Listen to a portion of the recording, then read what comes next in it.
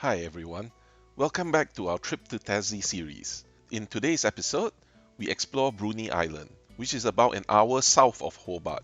Our journey starts in Hobart, where we drive down to Kettering to take a ferry to Bruny Island. We then journey to the Neck and then travel on to Cape Bruny Lighthouse. Unfortunately, the weather was still drizzling when we arrived at Kettering. The ferry to Bruny Island operates every 30 minutes from Kettering on the mainland to Roberts Point on Bruny Island and costs about $38. You can buy the ticket online or purchase it at the booth. Credit cards are accepted. After purchasing our ticket, we had to wait for the ferry to arrive.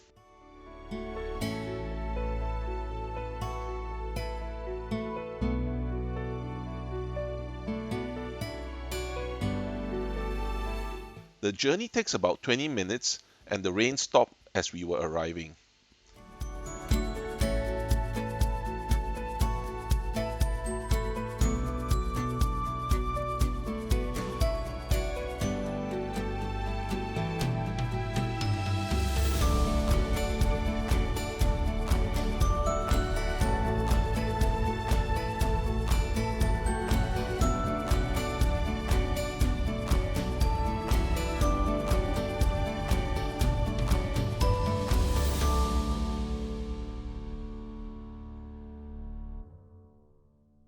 My wife had been looking forward to Bruny Island's oysters, so we stopped by the Get Shucked oyster farm, which is located next to the ocean just 10 minutes from the ferry. As a sign of their popularity, they even have a drive-through counter for drivers to pick up their oysters for takeaway. As you walk into the main building, you can see their oyster cages in the back. Another interesting sight is the men's toilets, which is decorated with various Australian beer cans. Although it does seem creepy taking videos in the toilet. Get Shucked cultivates the Pacific oysters, which are typically harvested when they are 3 years old. However, if left on its own, an oyster can live up to 30 years. The cellar door sells fresh oysters, oyster 𝗧𝗢𝗨𝗥, crumb and deep-fried oysters. They do have smoked salmon, hot bread and hot chips as well. There is a glass window where you can see the staff shucking oysters. A single person typically shucks about 3,000 oysters per day.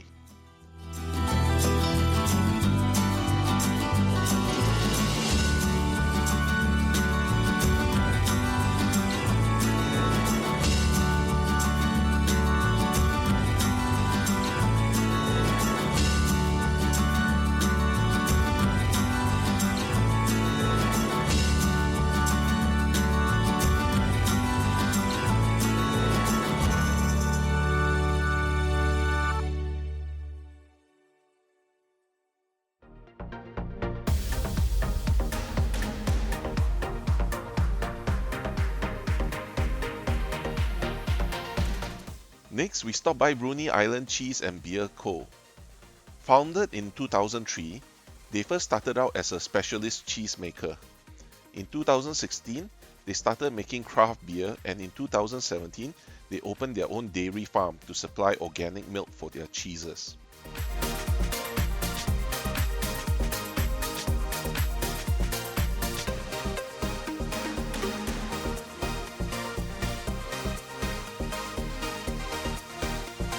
Besides cheeses, they also sell a range of products at their cellar door, including wines, sea salt, relish, and various other condiments for packing home.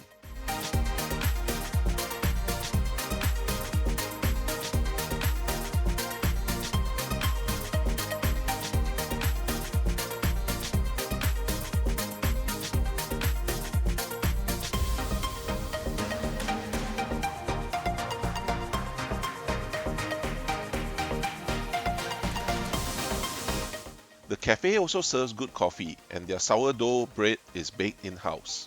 For brunch, we ordered the 𝗧𝗢𝗨𝗥 and the ploughman's platter, and the cheeses were absolutely delicious. Even the ham and cheese toastie was so good.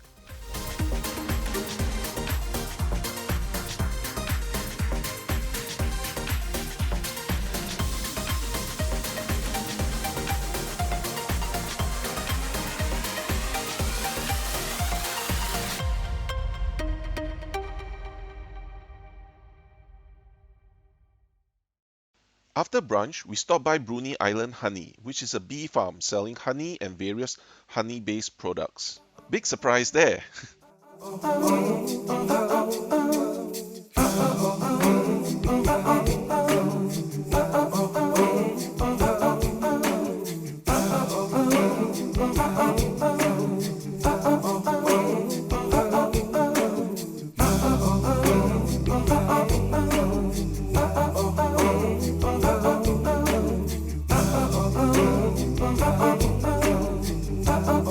They had a wide range of honey to choose from, and even honey ice cream and honey-based eczema cream. It's a great place to drop by and pack home some souvenirs. We bought some honey back, which we later found to be superb.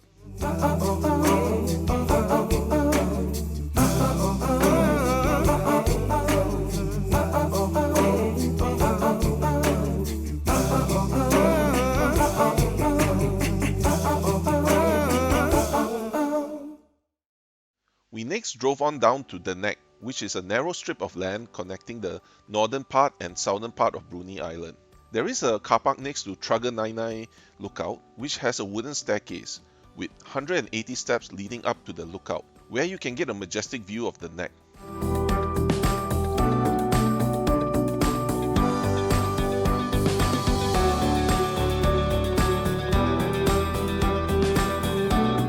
At the top of the lookout, you'll find a monument commemorating 𝗧𝗢𝗨𝗥, who was the daughter of the Aboriginal chief of the Bruny Island people.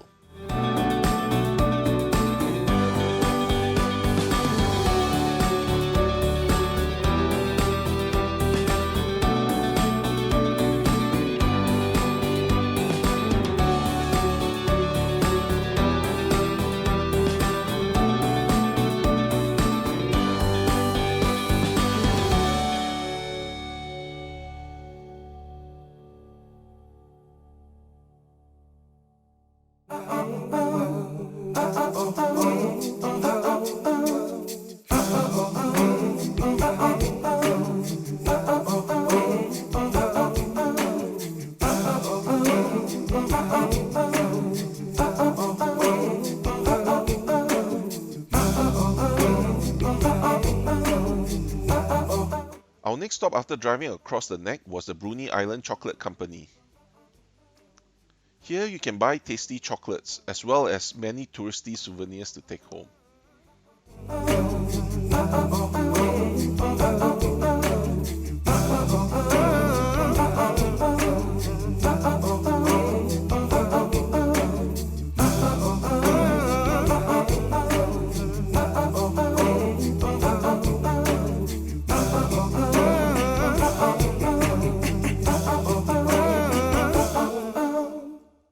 We passed by the town of 𝗧𝗨𝗥 on our way to Cape Bruny Lighthouse. Do take note that 𝗧𝗨𝗥 has the last public toilet before the lighthouse, which is about 1 hour's drive.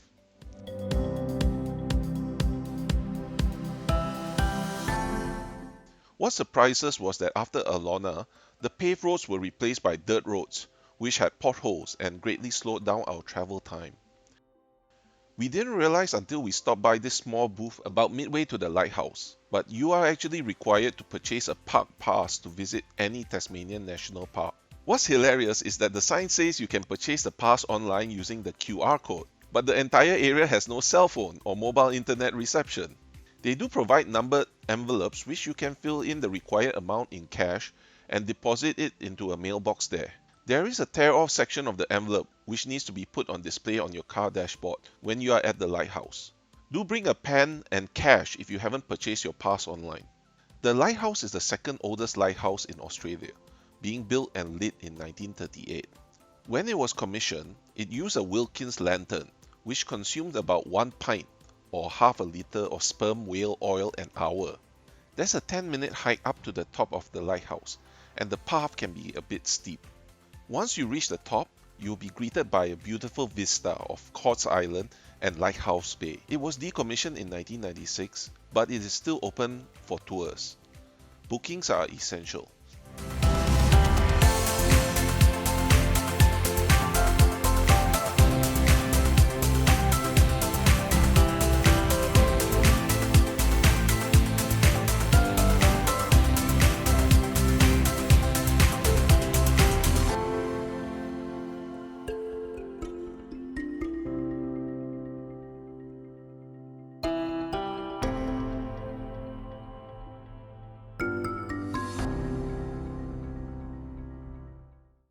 After the lighthouse, we rushed back to the terminal, but we still missed the ferry and had to take the next one.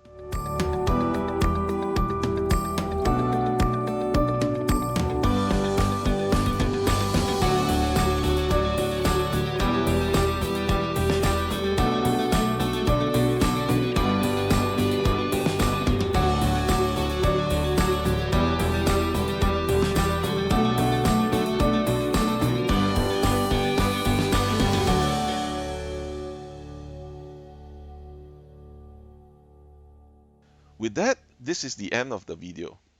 Join us on the next episode when we visit the tessellated pavement, the Tasman Arch, and the Port Arthur Historic Site.